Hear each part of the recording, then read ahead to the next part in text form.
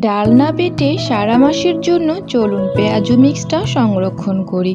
আর সেই সাথে এই পেঁয়াজু মিক্সটা দিয়ে পেঁয়াজু বানালে একদম বাটা ডালের স্বাদ পাবেন। আসসালামু আলাইকুম, সবাই কেমন আছেন? সবাইকে স্বাগতম জানাচ্ছি সাহিল মমস বিডির আজকের পর্ব দেখার জন্য। পেঁয়াজুর টেস্ট ভালো হয় খেসারি ডাল দিয়ে, আর ওই ডালটাই আমি বেশি নিয়েছি। সাথে 1/3 কাপ করে নিয়েছি বুটের ডাল, আর হচ্ছে মশারির ডাল।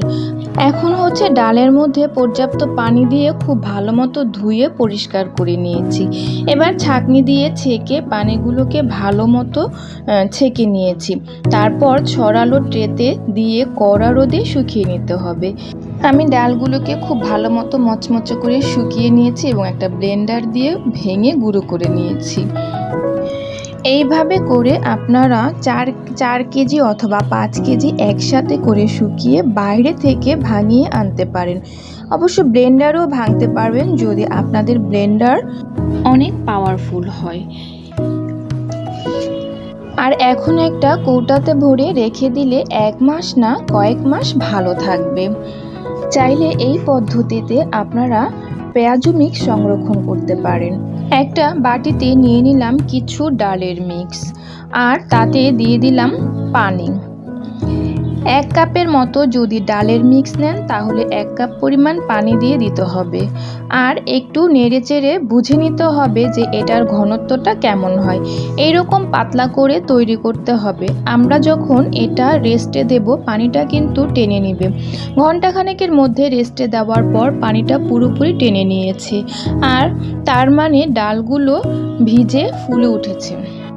যতটা ডাল দিবেন ঠিক সমপরিমাণ পেঁয়াজ কুচি দিয়ে দিচ্ছি, পুদিনা পাতা কুচি, ধনিয়া পাতা কুচি, কাঁচামরিচ কুচি।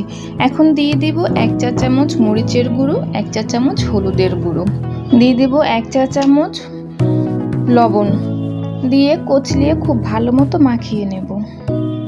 পেঁয়াজুর নিয়ম হচ্ছে আপনি যত বেশি পেঁয়াজ দিবেন তত বেশি টেস্ট হবে। আপনি এই রেসিপিতে একবার বানিয়ে দেখবেন। গরম তেলে দিয়ে দেওয়ার পর চুলার আঁচ কমিয়ে এটাকে মচমচে করে ফ্রাই করে নিতে হবে। তো এইভাবে করে গরম তেলে বেশ কিছুক্ষণ ভেজে নিয়েছি, আর এখন দেখেই বোঝা যাচ্ছে যে পেঁয়াজুগুলো কতটা ক্রিস্পি হয়েছে। ঠিক এ পর্যায়ে হচ্ছে তেল থেকে উঠিয়ে নিতে হবে। আপনি যদি মচমচে পেঁয়াজু বানাতে চান আর সেই সাথে সারা মাসের জন্য পেঁয়াজু মিক্সটা সংরক্ষণ করতে চান, তাহলে আমার আজকের রেসিপিটা আপনার জন্য। রেসিপিটি ভালো লাগলে পেজ ফলো করতে ভুলবেন না।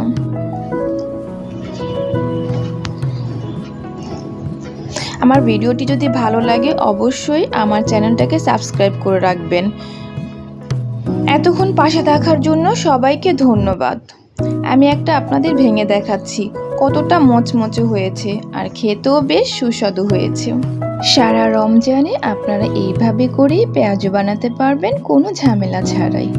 সবাই ভালো থাকবেন। আসসালামু আলাইকুম।